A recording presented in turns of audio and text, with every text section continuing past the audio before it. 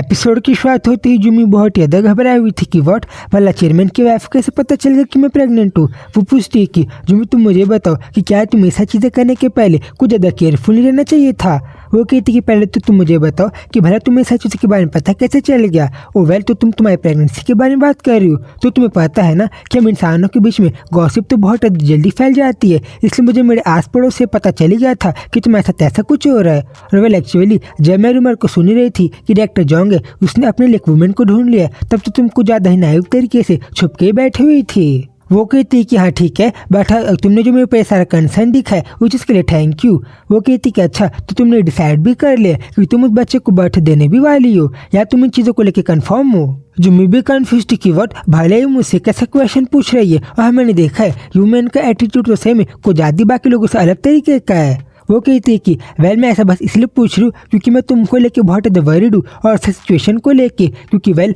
तुम और जोंग अभी तक मैरिड भी नहीं हो और तुम लोग की तो बहुत ज़्यादा अच्छे से इंगेजमेंट भी नहीं हुई है, इसलिए लोग तो तुम्हें जज करेंगे ना। हाँ मैं तुम्हारे कंसर्न को अप्रिशिएट करती हूँ, बट कैसे में ये ऑर्डर कि पहले शादी फिर किड ये चीज़ मैटर भी करता है, क्योंकि वह लास्ट में तो कंक्लूजन सेम ही होगा ना। और मैं प्रेग्नेंट हूँ तब हम लोग बोला आगे कर ही क्या सकते हैं। वो उसको स्कैर लुक देते हुए कहते हैं कि वेल तो अब क्या तुम मुझे कंफर्मेशन दे रही हो कि वो बच्चा डायरेक्टर जोंग का ही है। वो फिर से कंफ्यूज होते पूछती है कि क्या तुम मुझे बताओगे कि भला तुम मुझसे क्लियरली कहना क्या चाहती हो। वेल मेरा मतलब ये था कि वेल छोड़ो, वैसे जब मुझे इन चीज़ों के बारे में पता ही है तो भले तुमसे कंफर्मेशन ही क्या ले रही हो। बट हम मेरी चीज़ को लेकर तो कंफ्यूज हूँ कि डायरेक्टर जोंग जो है वो कैसे टाइप के इंसान नहीं है जो कि किसी भी रैंडम वुमन के साथ ये सारी चीज़ें करे और अपने सीट को उसके पास छोड़ दे। जुम्मी मन में कहती है वेल इसका मतलब यह है कि डायरेक्टर ने बस रैंडमली मेरे साथ तो सब कुछ कर लिया था और उसके रियल में ऐसा कोई इंटेंशन नहीं था कि मेरे साथ फैमिली और आगे चल के टाइम स्पेंड करे। दैनो कहती कि ठीक है तुम ऐसा बात को छोड़ो और जुम्मी क्या तुम्हारे पास आज फ्री टाइम है, क्योंकि वेल मैं किसी इंसान के बर्थडे के लिए कोई प्रेजेंट को लेने जा रही हूँ, तो अगर तुम मेरे साथ वहाँ पे चलोगी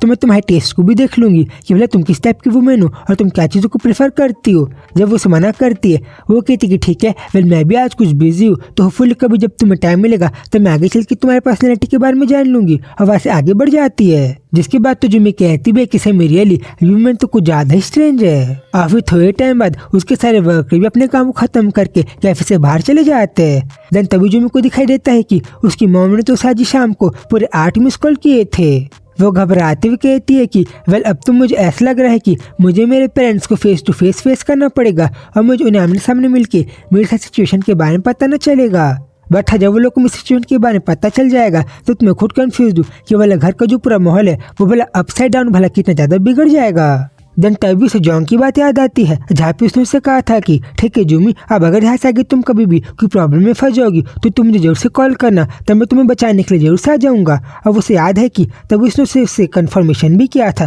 कि जोंग तुम्हें पक्का कोई परेशानी नहीं होगी, हाँ मुझे परेशानी नहीं होगी और तुम मुझे जरूर से कॉल करना। वो तो कहती भी है कि हाँ मुझे याद है कि उसने तुमसे कहा था कि वो मेरी हेल्प करेगा, बट मैं कन्फ्यूज हूँ कि भला मेरी हेल्प करने के लिए इतनी ज़्यादा मुझे इंसिस्ट क्यों कर रहा था और कि इन सारी चीज़ों के पीछे उसका इकलौता रीज़न ये तो नहीं है कि बहुत ज़्यादा डेस्परेटली डिजायर करते हैं कि उसे जल्दी से एक फादर बनना है। और फिर ऐसे शर्माते हुए जोंग को कॉल भी लगा देती है और कहती कि यस डायरेक्टर तो क्या आप अभी खा लियो। वेल मुझे आपको ये बताना था कि अभी वैसे तो मैं अपने कैफे में काम कर रही हूँ, बट जो मेरे पेरेंट्स हैं उनको थोड़ी चीज़ों के बारे में पता चल गया है, इसलिए मुझे ऐसा लग रहा है कि मुझे उनको फेस टू फेस सामने मिलके उन्हें अपनी सिचुएशन के बारे में बताना पड़ेगा कि वेल मैं क्या डिफिकल्टी और किस चीज़ों को अपनी लाइफ में फेस कर रही हूँ। और जब वो बात कर ही रही थी तभी उसके शॉप का गेट खुलता है और वहाँ पे उसकी मदर आ जाती है जो कि हमें बहुत गुस्से में दिखाई देती है, जिसको देख के जो मैं कहती भी है कि ओके मम तो भला आप यहाँ पे कैसे आई हो। बट उसकी मम तो बिना उसके बारे में कुछ सुने उसको अगले सेकंड बहुत जोर से चाटा मार देती है, जिसके लगते ही सर्जू में तो बहुत घबरा गई थी कि वट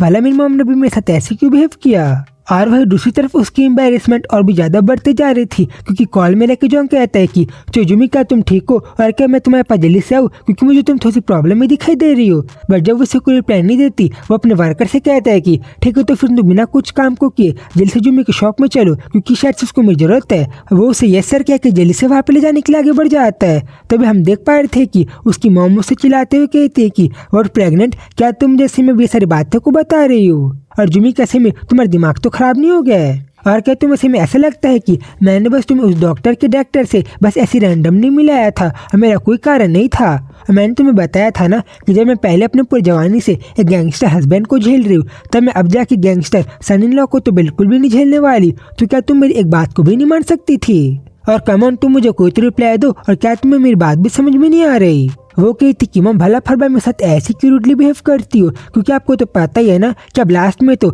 डैड के डिसीजन से आगे बढ़ने ही नहीं वाले और आखिर में डैड की चलने वाली है, तो भला मैं भी इसमें क्या करती? और आप तो हमेशा मुझे कहती रहती हो कि मैं ये इंसान से मिल लूँ, मैं वो इंसान से मिल लूँ, और आप तो मेरे साथ हर बार ऐसी बहुत बेकार तरीके से बिहेव करती हो। मॉम कहती है कि अच्छा तो तुम्हारा कहने का मतलब यह है कि तुमने जो ये इंसान के साथ मिला है जोंग, ये कोई अच्छा लड़का है। वो बताती है कि लड़का एक डॉक्टर हो या फिर गैंगस्टर, उसमें भला डिफरेंस ही क्या है, और आखिर में ये चीज़ तो सेम ही होगी ना। और आखिर में आपको मेरे ओपिनियन से कुछ भी फर्क नहीं पड़ता कि भला मैं अपनी लाइफ में क्या करना चाहती हूँ। और पहले तो मुझे भी इस बारे में नहीं पता था कि मेरे पास एक किड है, बट अब जब ऐसा चीज हो गई है तो भला मैं ही आगे क्या करूँ। वो उसे खींचते हुए कहती है कि ठीक है तुम अपनी सब बकवास को छोड़ो और तुम जल्द से मेरे साथ हॉस्पिटल में चलो ताकि हम लोग इस चीज से गेट रीड हो पाए। वो आगे बढ़ते हुए कहती है कि तो फिर क्या आपको सही में लगता है कि जब हम लोग ये चीज़ से गेट रीड हो जाएंगे तो आगे चल के जो डॉक्टर है वो मेरे साथ मैरी करेगा और सारी चीज़ें आप जैसे चाहती हो वैसे आगे बढ़ेगी? हाँ तुमने बिल्कुल सही कहा, और मेरा जो ये आइडिया है मैं इसको सक्सेसफुल करके ही रहूंगी और तुम साथ जल्दी आगे बढ़ो।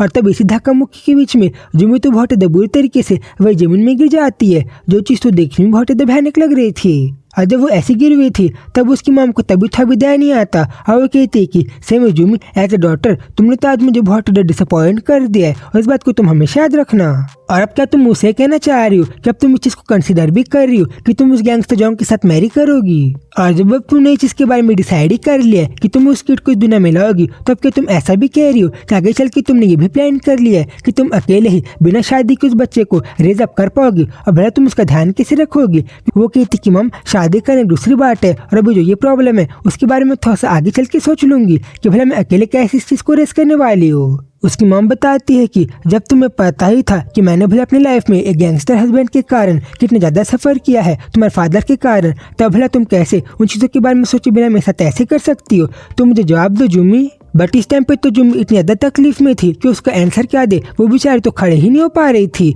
और जब उसकी मॉम को अभी कुछ भी दया नहीं आ रहा था तब अगले सेकंड वापस शॉप का गेट ओपन होता है, और अगले सेकंड जिसके पहले की जुमी कुछ और बिहेव कर पाए अगले सेकंड वहाँ पे जाऊंगा जाता है, और वो उसे प्यार से कहता है कि ठीक है जुमी अब चिंता मत करो क्योंकि मैं अभी जल्दी से यहाँ पे आ ही गया हूँ। वो तो कंफ्यूज भी थी कि वर्ड भले यहाँ पे कैसे आ गया। अब दूसरी तरफ मॉम भी बहुत हैरान हो जाती है कि अच्छा तो फिर क्या सही में अब तुम मुझसे मत कहना कि डॉक्टर जॉन्ग भी यहाँ पे आ गया है। और तभी तो जोंग उसकी मॉम को पूरा डायरेक्टली इग्नोर करके उसकी बेइज्जती करते उसके साइड से निकल जाता है। तभी जो मैं सोचती भी है कि तो फिर क्या भले इतनी ज्यादा जल्दी कैसे इतने जल्दी यहाँ पे आ गया। और वो उसको ले जाते हुए कहता भी है कि जुम्मे मुझे पता है कि तुम्हें भी थोड़ा सा तो हर्ट फील हो ही रहा होगा, बट तुम चिंता मत करो, मैं जल्दी से तुम्हारा इलाज करवा दूंगा। और ठीक है अब तुम अपने हार्ट को हटा सकती हो क्योंकि मैंने तुम्हें बहुत आराम से कार के अंदर भी बैठा दिया है। वो पूछती भी है कि जोंग तुम मुझे बताओगे कि भला तुम इतनी ज्यादा जल्दी यहाँ पे कैसे आ गए? वो से बताता है कि वेल जब मुझे पता है कि तुम्हारे पास एक किड है तब भला मैं कैसे अपने सारे काम को बिना छोड़े यहाँ पे भला कैसे जल्दी से नहीं आता,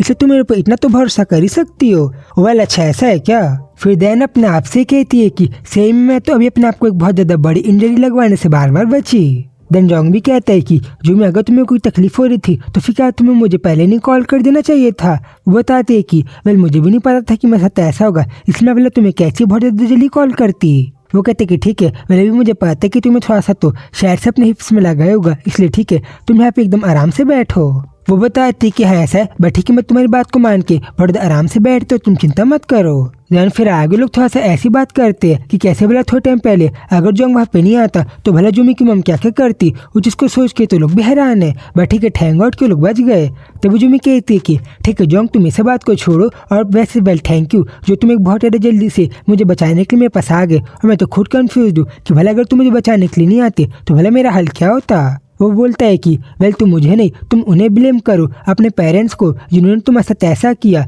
और जिन्होंने अपनी गलती के कारण नहीं पता कि वो लोग बस तुम्हें ब्लेम कर रहे हैं। और हाँ तुम उन्हें भी ब्लेम कर सकते हो कि बस उन्हीं के कारण तुम्हें मुझसे मिलना पड़ा और अभी तुम्हारी लाइफ इस मोड़ पे आ गई और तुम्हें ऐसा चीज़ों को फेस करना पड़ रहा है। और हाँ बट मेरी तुम एक बात को हमेशा याद रखना कि प्लीज़ तुम अपने सारे गिल्ट के कारण जो गिल्ट की बातें तुम्हारी मॉम ने सुना तुम बातों को सोच के अपने आप को गिल्ट में मत डाल लेना और अपने आप को कोसते मत रहना, क्योंकि तुम्हें पता है ना कि तुम उन चीज़ों को बिल्कुल भी डिजर्व नहीं करती और तुमने कितना बड़ा अपराध या क्राइम नहीं कर दिया कि तुम ऐसा चीज़ों को फेस करो। इसलिए प्लीज़ तुम पॉजिटिव रहना। जिस बात पे तो भी शौक थी कि वॉट जैसे में जोंग भी इतनी ज़्यादा केयर कर रहा है और मुझे इतना ज़्यादा मोटिवेट कर रहा है, बाइडन उससे स्माइल भी करने लग जाती है क्योंकि जोंग की सारी बातों को सुन के खुश थी। और फिर आगे जब ऐसे लोग की कार आगे बढ़ रही थी तब जॉन कहता भी है कि ये चीज़ तो बहुत ज़्यादा फुलिश है यूमी के बारे में, कि जब उसे अपने पेरेंट्स के को ब्लेम करना चाहिए क्योंकि वो लोग इन सारी चीज़ों के गुनहगार है, तब वो नहीं पता क्यों बट अपने पेरेंट्स के ब्लेम को भी अपने आप ही ले रही है। और अब शायद से मैं इस बारे में जान गया हूँ कि क्यों भला यूमी इस किड को अपने पास रखना चाहती थी, ना कि उसे गेट rid ना पा रही थी, क्योंकि अगर वो ऐसा करती हुई तो आगे चल के वो इन सब चीज़ों के लिए भी अपने पेरेंट्स को नहीं बल्कि अपने आप को ब्लेम करती कि उससे गलती हो गई। और इस चीज़ को देख के तुम्हें बहुत ज़्यादा सैड हूँ कि यूमी को नहीं पता कि कुछ गलतियों को उसे अपने ऊपर लेना नहीं चाहिए बल्कि उसे अपने पेरेंट्स को इन बातों में कहना चाहिए, ना खुद सारे गिल्ट को अपने आप लेना चाहिए। और अच्छे लोगों के बारे में ये चीज़ तो मुझे बहुत हर्ट करती है कि लोग दूसरे लोगों को ब्लेम नहीं कर पाते बल्कि सारे ब्लेम को अपने आप लेके खुद को गिल्ट में डाल देते हैं। देन यूमी कहती है कि ठीक है जंग, तो प्लीज़ तुम मेरी हेल्प करो ताकि मैं अकेले चल के इस किड को आगे रेस कर पाऊँ। वो पूछता है कि ठीक है, तो तुम मुझे बताओगे कि भला तुम्हें मेरे पास ऑफर करने के लिए क्या है इस हेल्प के बदले में। वो पूछती है कि क्या तुम्हें से अपने किड को प्रोटेक्ट करने के लिए एक रिवॉर्ड चाहिए। वो कहता है कि वेल मुझे ऐसा लग रहा है कि यूमी तुम्हें कोई मिसअंडरस्टैंडिंग हो गई है और मैं तुम्हें बता दूँ मेरे पास एक किड हो ये मेरी लाइफ का इकलौता गोल नहीं है, और या फिर मैं कोई ऐसा इंसान नहीं हूँ जो कि डेस्परेटली चाहता है कि उसकी बहुत अच्छी फैमिली हो और वो आगे चल के इन चीज़ों को रेस करे।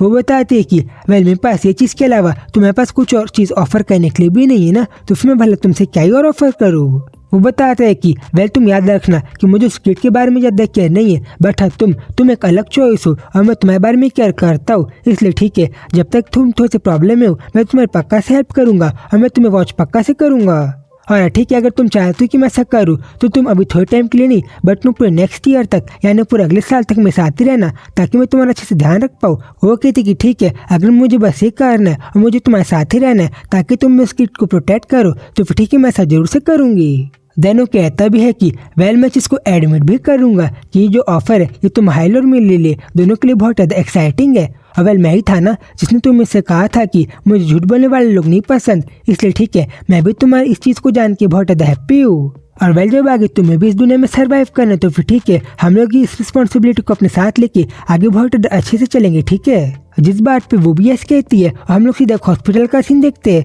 जहाँ पे योंग ने बहुत अच्छे से यूमी को वहाँ पे ला लिया था। तभी डॉक्टर कहते हैं कि ठीक है तुम लोग ये सारी रिपोर्ट को देख लो, और वेल थैंकफुली यूमी की सारी रिपोर्ट अच्छी है, वो बहुत ज़्यादा बेटर फील कर रही है। और वो ये भी बताते हैं कि वेल आप लोगों को अपने रेगुलर चेकअप से तो ये पता ही चल गया होगा ना कि जब यूमी अपने अर्ली स्टेजेस में है तब उसे रेस्ट की बहुत ज़रूरत है, इसलिए ठीक है आप लोग इसका ध्यान रखना कि स्ट्रेस में ना आए और यूमी स्ट्रेस में बिल्कुल भी ना रहे, और अगर वो ऐसे चलती रहेगी तो उसकी हेल्थ बेहतर रहेगी और सारी चीज़ आगे ऐसे अच्छे से बढ़ती रहेगी। जिस बात पे यूमी भी कहती कि ओ थैंक गॉड ये चीज़ तो बहुत ज़्यादा रिलीफ है कि मैं पूरी तरीके से फाइन हूँ। और फिर अगली सेकेंड दोनों अपनी जगह से उड़ भी जाते। देन डॉक्टर कहते भी है कि ठीक है जोंग हस्बैंड, तो आप आगे चल के अपनी वाइफ का अपने फ्यूचर में भी ऐसी बहुत ही अच्छी ध्यान रखना। यूमी भी शर्मा गई थी कि वॉट इसने हस्बैंड कहा। और जब वो लोग आगे बढ़ ही रहे थे तब डॉक्टर ये भी कहता है कि वेल मैं तो होप करता हूँ कि जब इस बेबी के डैड और मम दोनों ही इतना हैंडसम और बहुत ज़्यादा ब्यूटीफुल है तब तो भला कितना हैंडसम या फिर ब्यूटीफुल होगा। इन सारी चीज़ों को लेकर तो मैं भी बहुत ज़्यादा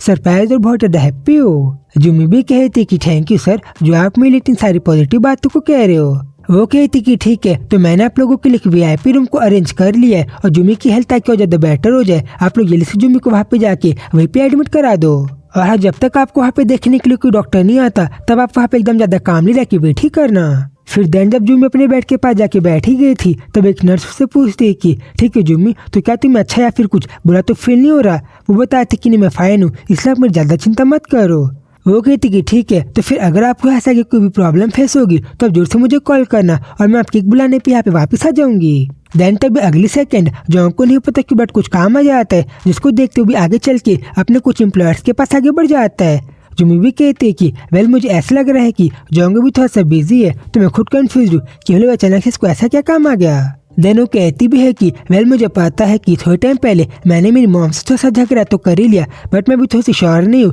कि भला मुझे अकेले रह के आगे भला कैसे करना है और मैं फ्यूचर में भला सारी चीज़ों को कैसे हैंडल करूंगी। क्योंकि वेल ना तो मेरी और जोंग की मैरिज हुई है और ना कि हम लोग कोई बहुत ज़्यादा बड़े प्यार में है, इसलिए मैं तो खुद कंफ्यूज हूँ कि भला ऐसा चीज़ों के बाद जब हम लोग कल ही बहुत अच्छे टाइम को स्पेंड कर रहे थे तो भला हम लोग रिलेशनशिप क्या है और आगे भला क्या होगा। बट हाँ, तब तक के लिए राइट नो मेरा बस एक ही गोल है कि मैं कैसे ना कैसे करके तब तक सर्वाइव करूँ जब तक कि किसी दुनिया में नहीं आता, जिसके बाद आगे मैं अकेले रह के या फिर किसी के साथ रह के क्या करूंगी वो ऑप्शन को मैं बाद में डिसाइड कर लूंगी। देन तभी अगले सेकंड यहाँ पे कोई डॉक्टर आके जुमी का नाम पुकारता है। तभी जुमी भी कंफ्यूज जाती कि व्हाट, पहले यहाँ पे कैसे आ गया। देन तभी हमें दिखाई देता है कि यहाँ पे तो वही डॉक्टर टैजू आ गया था जिसके साथ जुमी की मॉम चाहती थी कि इस डॉक्टर के डॉक्टर के बेटे से उसकी शादी हो। और वो तो कहता भी है कि ओ माय गॉड, तो मैंने जो जुमी के बारे में सुना था तो तुम ही जुमी हो।